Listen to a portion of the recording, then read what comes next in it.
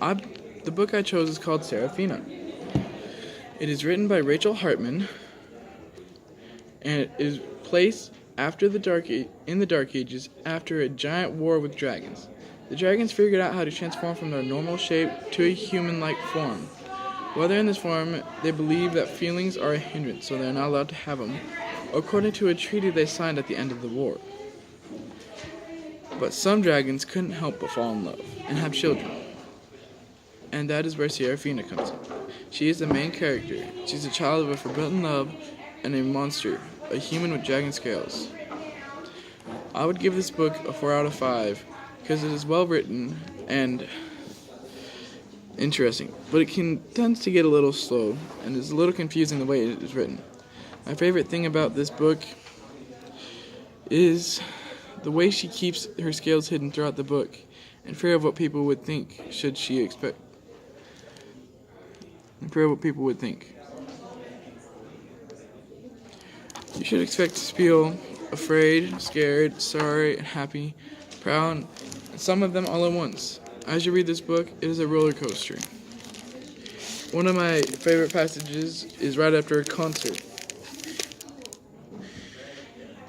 The next solo began. There's only 3 left before the big finale. The castle choir is singing Viridius' passionate arrangement of Mirror Hymn.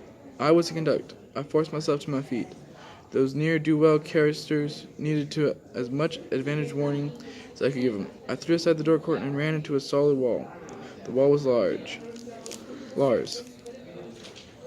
It's one thing to hear music in my head, he said, a tremor in his voice. He stepped forward, driving me back into the little room. But that was your voice. I know, I said. I didn't mean to. Why does this happen? His short hair stood up upon his head like a boar bristle brush. His nostrils flared. He folded his arms, as if he had no intention of moving until I had sufficiently explained myself. I said, I have something to show you. The room was not dark, I hoped, for him to discern the gleam of my grotesquerie. I balked, showing Dame Akra. Hadn't turned out like I expected. I had no idea how Lars would react, and this room didn't even have a proper door. Guntard might pipe his head in through the curtain at any moment.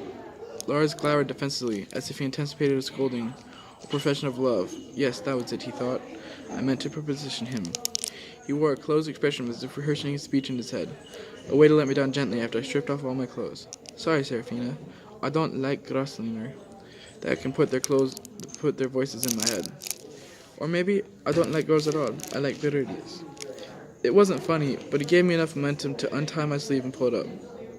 He froze for 3 heartbeats and then reached for my forearm, gently, almost reverently, cradling it in his large hands, running a finger down the curving band of scales. Ah, he sighed. Now it all makes sense. I wish I could have shared that sentiment. Wished it so hard that tears leaked down my cheeks. His expression closed again. I thought he was angry, but I revised that to protective, when he wrapped me in a crushing embrace. We stood that way a long time. Thank heaven no one came in. We'd have fueled palace gossip for months. A passerby would not have heard the enormous black-clad man whisper in my ear, Sesterline, means little sister. This book is definitely fun, but the author, a fun read, mostly brain candy, but the author does get a lot of points across that correlate to today's time.